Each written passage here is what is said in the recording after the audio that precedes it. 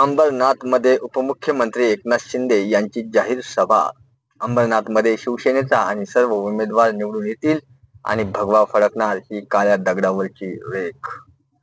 जेव्हा मी मुख्यमंत्री झालो तेव्हा मी निश्चय केला, आमच्या लाडक्या बहिणीला 1500 रुपये देऊन थांबणार नाही, तर त्यांना स्वतःच्या पायावर उभं करून त्यांना बघायचं आहे। त्यामुळे त्यांच्या प्रचारामध्ये लाडक्या बहिणीचा नंबर 1 आहे। प्रचाराला आपण बळी पडणार नाहीत त्याची मला खात्री आहे। नंबर पहिला कारण का निवडणूक झाली, आम्ही अंबरनाथ मध्ये केलेला शिवसेनेचा नगराध्यक्ष मनीषा वाळेकर ताई होतील थेट। यानंतर बोलताना त्यांनी सांगितले की निवडणूक जरी लेट तरी शिवसेनेचा नगराध्यक्ष मनीषा वाळेकर ताई होतील थेट। CNI महाराष्ट्र न्यूज साठी सलीम मंसूरी, ठाणे अंबरनाथ। हा कार्यकर्त्यांचा सन्मान वाढवणारा पक्ष आहे। इथं कोणी मालक नाही, कोणी नोकर नाही, आपण सर्व कार्यकर्ते आहोत आणि म्हणूनच लोकांचा ओघ लागलाय। सगळे लोक येत आहेत। आता कल्याणमध्ये देखील अनेक लोकांनी शिवसेनेमध्ये प्रवेश केलाय। ही मालिका सुरू आहे। कारवा वाढतोय, पुढे जातोय। हा जनता आहे, ही जनता जनार्दन आहे। काही लोकांना आम्ही म्हणजे सगळे आहोत, आम्ही म्हणजे आमची मक्तेदारी, परंतु कधी आपल्याला मी सांगतो जनता जनार्दन हा सर्वोच्च उच्च शिखरावर घेऊन जातो आणि जेव्हा वाटतं तेव्हा खाली आपटल्याशिवाय देखील राहत नाही। आणि म्हणून या लोकांच्या भावना ज्या आहेत त्या भावना ओळखून आपल्याला काम केलं पाहिजे। इथं आता मंदिर, टेम्पल, खूप मंदिर आहेत नाही तर टेम्पल सिटी आपल्याला करायची आहे, क्रीडा नगरी करायची आहे। वेस्टला मल्टी लेवल पार्किंग करतोय, नेवाळीचा डबल डेकर पूल होईल, स्टेशन मगाशी खासदारांनी सांगितलं ठाण्यासारखा सॅटिस होईल, मेट्रो 5 आणि मेट्रो 14 दोन्ही या ठिकाणी होत आहेत। चिखलोली येतं दोन्ही मेट्रोचं इंटिग्रेशन होत आहे। अंबरनाथ बदलापूरचा मुंबई, नवी मुंबईचा प्रवास देखील सुपरफास्ट होईल। आणि म्हणून या सर्व कामासाठी तुम्हाला मी सांगतो तुमचा लाडका भाऊ समर्थ आहे। पैसे कुठेही कमी पडू देणार नाही, हा माझा शब्द, हा माझा शब्द आहे। मी जिथे जातो तिथं मला आता काही ठिकाणी निधी कुठे कुठे दिलाय मलाच माहिती। स्विमिंग पूल, स्टेडियम सगळं या ठिकाणी एवढ्या छोट्या शहरात काय काय करणार तुम्ही? हे म्हणजे मॉडेल शहर दाखवायला लागेल, लोकांना आणायला लागेल देशातून। बघा अंबरनाथ मध्ये काय काय केलंय। अंबरनाथ मध्ये नगर परिषद एक मॉडेल नगर परिषद म्हणून आपण रोल मॉडेल करू शकता। विकास काय असतो हे दाखवण्यासाठी, बघण्यासाठी लोक एक दिवस इकडे येतील। मी नाट्यगृह पाहिलं, नाट्यगृह एवढं आधुनिक नाट्यगृह पाहिलं आणि अंबरनाथ सारख्या शहरामध्ये मोठ्या शहराला देखील लाजवील अशा प्रकारचे प्रकल्प या ठिकाणी उभं राहत आहे। याला विजन पाहिजे, ह्याच्या संकल्पना पाहिजे आणि एक विजन ठेवून काम करणारा खासदार तुम्हाला लाभलेला आहे।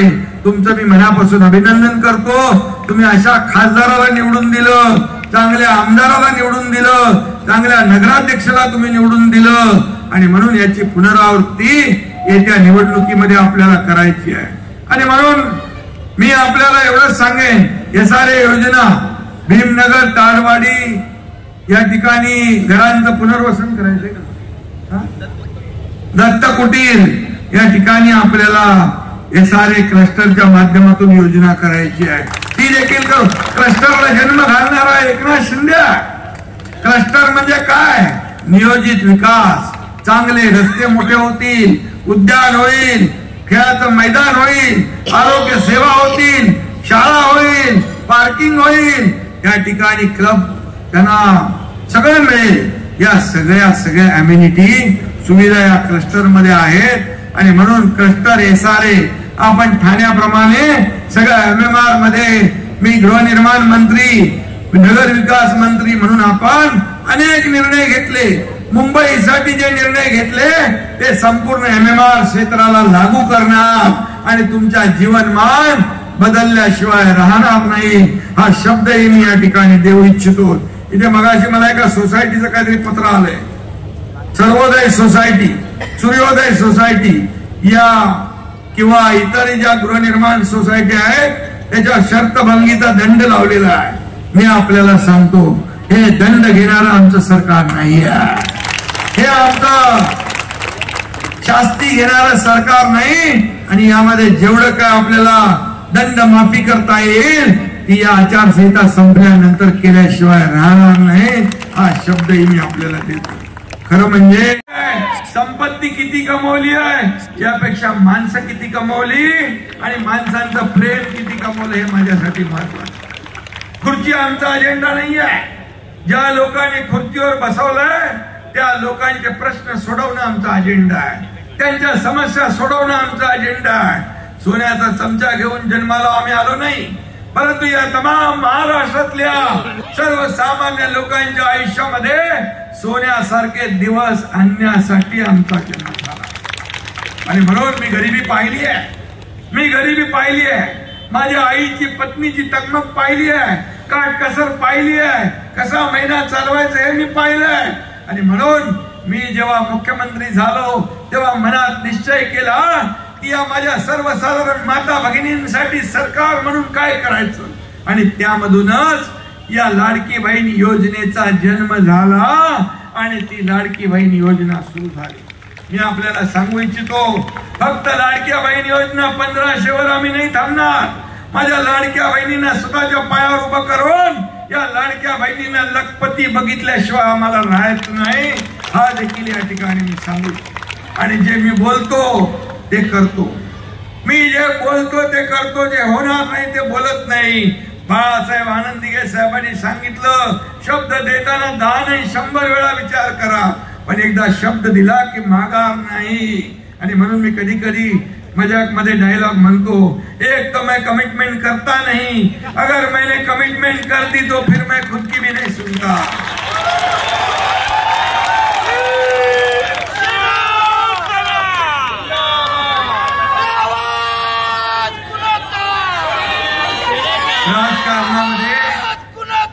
राजकारणामध्ये शब्द पाळणं हे फार महत्वाचं असतं.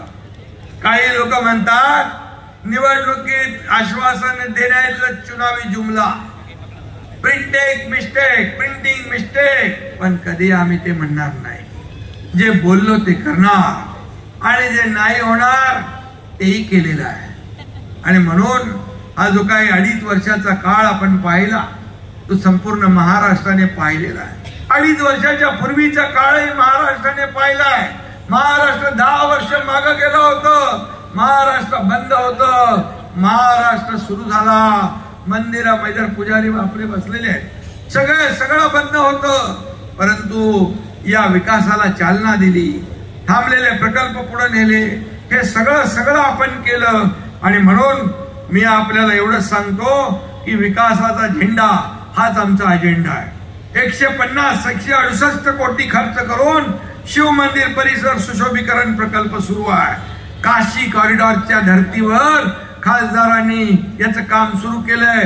खासदारांनी त्यांच्या टीमचं मी मनापासून अभिनंदन करतो. त्यांना शुभेच्छा देतो. खरं म्हणजे हे काम कोणी केलं? शिवसेनेने केलं. अमरनाथला नाट्यगृह कोणी दिलं? शिवसेनेने दिलं. इथल्या रस्त्यांसाठी 154 कोटी रुपये कोणी दिले? शिवसेनेने दिले. पाणी पुरवठ्यासाठी 51 कोटी कुणी आणले? शिवसेनेने आणले. अंबरनाथ शूटिंग रेंज कोणी केला? शिवसेनेने केला. खासदार साहेबांच्या मागे शिवसेना आहे. 1 लाख पुस्तकांचं शिवप्रेरणा ग्रंथालय कुणी केलं? शिवसेनेने केलं. नेहरू गार्डनचा पुनर्विकास पण केला, शिवसेनेने केला. स्पर्धा परीक्षांसाठी UPSCच्या तयारीसाठी सेंटर कुणी उभारलं? शिवसेनेने उभारलं. या गावदेवी मैदानात सुशोभीकरण केलं कोणी केलं? काम तर चालू आहे ना बाबा. आता मी सांगेन चालू आहे. आणि म्हणून ही सगळी कामं जी आहेत ही कामं सगळी शिवसेनेने केलेली आहे. आणि आता मनीषाताईंनी ते मगाशीच मी सांगितलं, चांगलं कॉलेज आणि चांगलं हॉस्पिटल या ठिकाणी झालं पाहिजे। काही लोकांना मी मुख्यमंत्री झाल्यापासून पोटदुखी उठलेली आहे। लाडक्या बहिणी सगळीकडे दिसत आहेत, लाडके भाऊ इकडे पण लाडक्या बहिणी आहेत। लाडके भाऊ काय घरी राहिले नाही, इकडे आहे।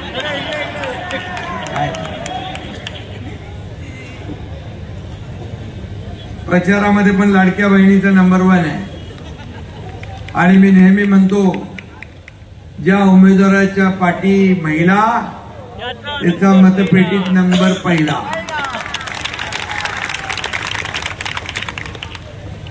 आज आपल्या इथं जगद्गुरु रामानुजाचार्य डॉक्टर स्वामी बालगोविंदाचार्यजी महाराज पण आशीर्वाद द्यायला आले, त्यांचंही स्वागत मी करतो, त्यांनाही मनापासून शुभेच्छा देतो।